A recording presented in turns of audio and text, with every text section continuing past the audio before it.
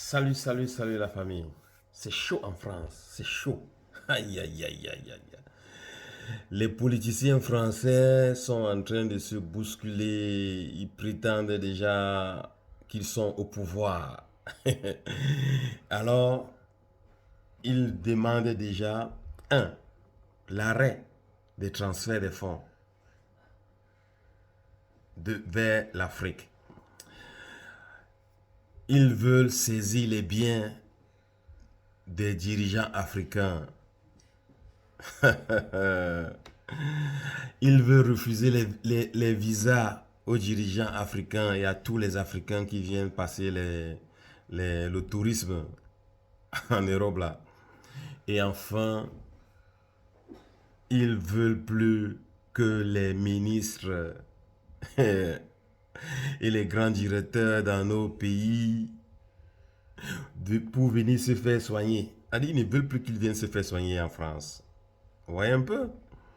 Lorsqu'on dit aux Africains de travailler bien, là, ils ne veulent pas bien travailler. C'est-à-dire, c'est eux qui... Tandis que nous, on travaille, on envoie les fonds en Afrique, là. Eux, ils font le contraire. Ils prennent en Afrique, ils viennent acheter les maisons ici, ils viennent nous mettre dans les banques. C'est dommage que, lorsque nous qui sommes ici, si tu vas ouvrir un compte bancaire avec une énorme somme d'argent, on te demande la provenance. Mais quand c'est eux là, on ne demande rien. On ne demandait rien parce qu'ils savaient qu'ils vont geler les biens là. Ils ont rappelé qu'ils ont gelé tous les avoirs des Russes. Voilà, donc lorsque vous quittez là-bas chez vous là, vous venez ici en Europe garder l'argent de votre pays là. Sachez que c'est un aller sans retour. C'est un aller sans retour. Donc voilà ce que prévoient déjà les Occidentaux.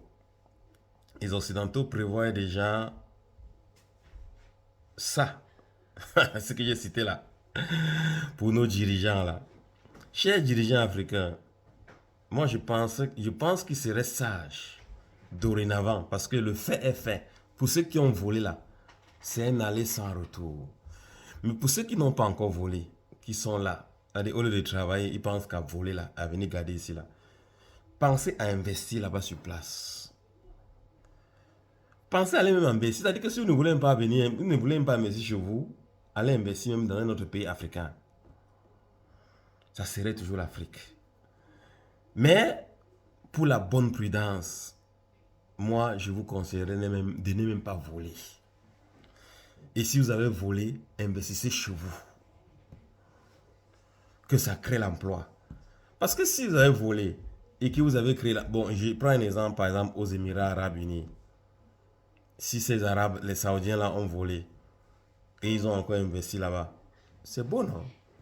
Quand on part à Dubaï, c'est sur le monde qui veut partir à Dubaï, c'est beau là-bas, les routes sont grandioses, bien établies, bien faites. C'est pas Jésus ou bien c'est pas Allah qui est venu arranger ça. Ce sont les hommes.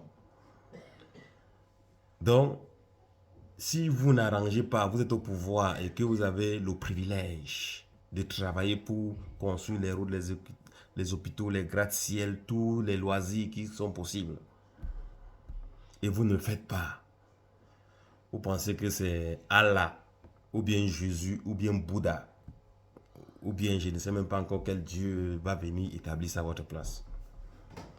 Ce sont les hommes, comme vous, c'est vous qui devez le faire. Donc, ça ne sert à rien de prendre tout l'argent de l'Afrique et venir garder en Occident. Voilà maintenant le revers qui disait que ils vont geler tous les biens, tous les avoirs des dirigeants africains qui ne veulent pas accepter que eux ils rapatrient les Africains vers l'Afrique. Ah oui, oui. Maintenant vous faites un peu le bras de fer. J'ai vu le premier ministre, le ministre des Affaires étrangères de la Guinée qui dit vous renvoyez un Guinéen, je renvoie un de vos citoyens. C'est devenu le bras de fer. C'est ça qu'on veut. C'est-à-dire que la pratique de la réciprocité. La pratique de la réciprocité. Tu renvoies un, on renvoie aussi l'autre. Voilà. Donc maintenant, parce que quand ils viennent chez nous, moi je dis ceci, s'ils bloquent les fonds, les transferts des flancs, et ils ont les entreprises chez nous. Alors, bloqués aussi. C'est eux qui ont Areva, ils ont Total, ils ont Orange, c'est eux qui ont les gros fonds là-bas. Ou bloqués aussi, empêcher à ce que Orange n'envoie plus les transferts d'argent. Ils vont faire comment? C'est un peu ça, c'est eux qui... Parce que nous, on envoie quoi, les miettes. Orange gagne combien d'argent là-bas, en Afrique? Areva, hein? Ou bien les Air France et consorts, les vols là. C'est des milliards. Par mois. Donc, s'ils font ça, vous les faites aussi la même chose. Voilà, le principe de la réciprocité, c'est ça qui doit être appliqué. Alors, si déjà vous, chers dirigeants africains, vous êtes déjà réveillés en vous comportant, à ne plus dire oui, oui, oui, oui, oui, c'est déjà une bonne chose. Donc, voilà un peu ce qui va s'en suivre. Les politiciens, ce sont eux qui commencent par débattre, et puis maintenant, les parlementaires vont s'asseoir pour voter la loi, telle qu'ils ont eu à faire avec la loi de l'immigration sur les aides sociaux et les aides au logement en France.